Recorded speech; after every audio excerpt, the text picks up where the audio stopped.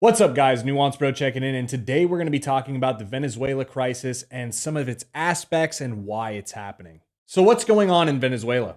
Currently, the country is facing a total economic crisis, which has resulted in food shortages and starvation, a shrinking economy, rising poverty, and hyperinflation. So, let's cover each of these points. Many Venezuelans are starving, and while most aren't eating rats, Well, for example, you know Venezuela, right?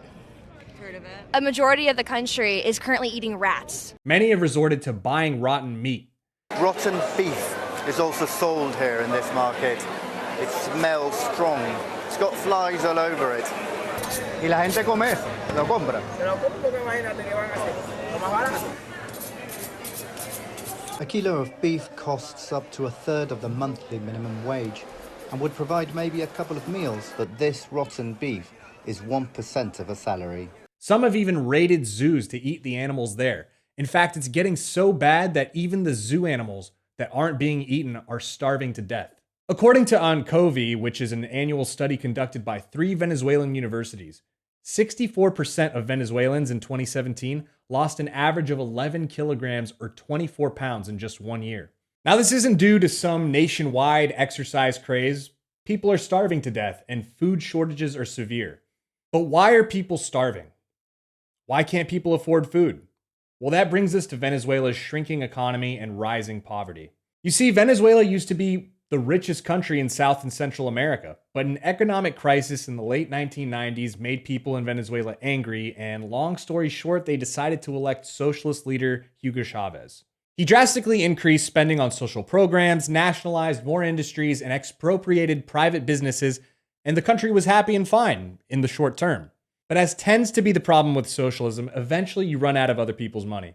And Venezuela's entire economy was propped up on its primary resource, oil. According to the Organization of the Petroleum Exporting Countries, OPEC for short, of which Venezuela is a member, petroleum exports are responsible for 98% of the country's export revenues. The Venezuelan economy has always been reliant on the international price of oil. Here you can see a graph of Venezuela's GDP per capita from 1960 to 2016. Now here's a graph showing the price of oil per barrel during the same time frame. If we line them up, you can see how they follow the same basic trajectory. However, under Chavez, when the price of oil was high, he began to expand social programs, and despite such high oil revenues, he increased the country's budget deficit, which you can see illustrated by this graph that shows the budget deficit as a percentage of GDP. So the combination of their economy relying too much on one single resource as a major source of revenue, increased government spending on social programs, as well as nationalizing industries and expropriating land and businesses for the purpose of redistribution, really set the economy up for disaster. The poverty rate in Venezuela is now over 90%. Around 2/3 of Venezuelans are in extreme poverty, so with increasing debts and larger budget deficits and social programs to pay for, but no money with which to do it, what did the government do? Well, it began printing money. Lots of it. Now, the biggest organization in charge of monitoring inflation rates worldwide is the International Monetary Fund, IMF for short. So, just to get a sense of where the rest of the world is compared to Venezuela, let's take a look at inflation rates. All right, we've got Afghanistan here at 4, Argentina here at 31.7, a bunch of countries which are mostly at single-digit percentages. We have a few here in the low double digits. Wow, we have South Sudan as the highest so far at 91.4% inflation. We have the US at 2.1. Now let's see where Venezuela stands. Whoa, 10 million? I gotta be honest, guys. I checked this site a few days ago and it was at 1.3 million. So it looks like the IMF just changed their inflation rate estimates. Now, to be fair, inflation in Venezuela is pretty hard to predict. Venezuela has arguably the most complex currency system in the world. They have multiple currencies being utilized in the market at the moment, as well as cryptocurrency called the petro that is supposedly tied to the price of a barrel of oil. And then you have official exchange rates versus black market exchange rates and price controls, et cetera, et cetera. It's too complicated of a system that would take way too long to explain. And frankly, I don't even understand it all myself.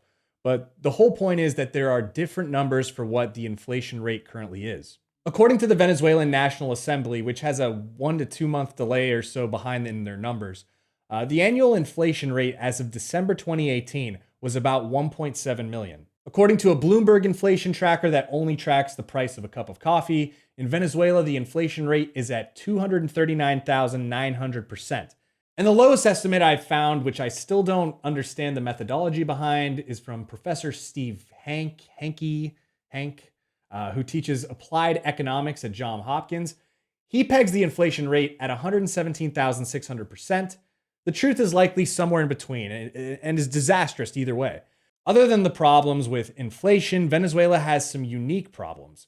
For example, gasoline in Venezuela has always been notoriously cheap due to government setting a fixed price and owning the gas stations. Each liter of gas cost 1 Venezuelan bolivar.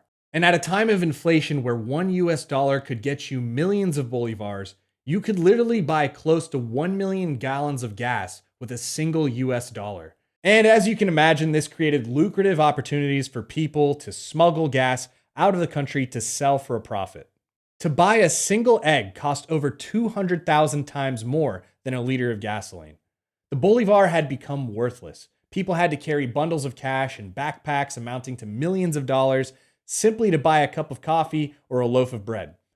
The money was so worthless, people started using it to create arts and crafts that they could sell. For example, I bought this bag. It's made of Venezuelan bolivars, and it's not legal to sell in Venezuela, but desperate Venezuelans who go to Colombia, they sell this there and to tourists who think it's cool or they want to help out. And I bought this bag, and this one's comprised of $10 bills and $50 bills, Venezuelan bolivars, the fuerte. And this probably amounts to something like, I don't know, like 50,000, 100,000 bolivars or something like that. And now it's probably not even worth 1 cent. Like this whole bag, all the bills, probably not even worth 1 cent. And it's really sad, but I like to keep things like this, like reminders of hyperinflation, just to always remind people the real costs involved in situations like this.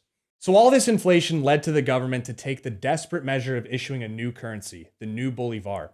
It is essentially the old bolivar with 5 zeros removed from the end, the old bolivars you saw in my bag. So every new bolivar is worth 100,000 old ones. This does nothing to actually stop the inflation, but it can help in the short term because it'll enable people to not carry duffel bags of cash just so they can go to the grocery store. But hyperinflation has affected Venezuela for 26 straight months and shows no signs of stopping or slowing down. And it seems many Venezuelans are finding it too risky to stay. In fact, over 3 million Venezuelans have already fled the country since 2014. And in 2018, an average of 5,500 people left the country every single day. It seems the crisis in Venezuela is only getting worse, and there are no signs of improvement on the horizon. Even along with the decreased price of oil, Venezuela is producing less oil per year than it ever has in over half a century. Now in this graph, you do see a sharp dip around 2003, but that's because the graph measures in months and there was a short 3-month strike in 2003. But as you can see in this graph, Venezuela still ended that year with almost 3 million barrels produced.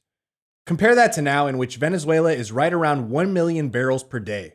Frankly, I wish what was happening in Venezuela was covered more in the mainstream press, because I guarantee, despite many of you probably knowing that the situation was generally bad, that many of you did not know many of the specifics I mentioned in this video, or the degree to which things have deteriorated.